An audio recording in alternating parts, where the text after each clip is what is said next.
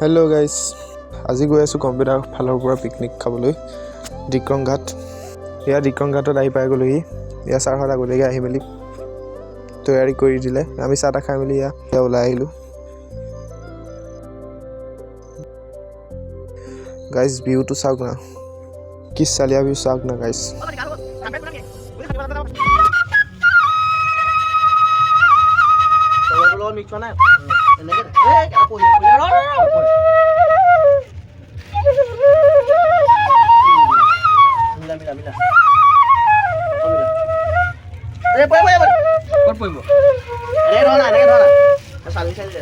এয়া আকৌ খানা জেগাত পাই গ'লোহি।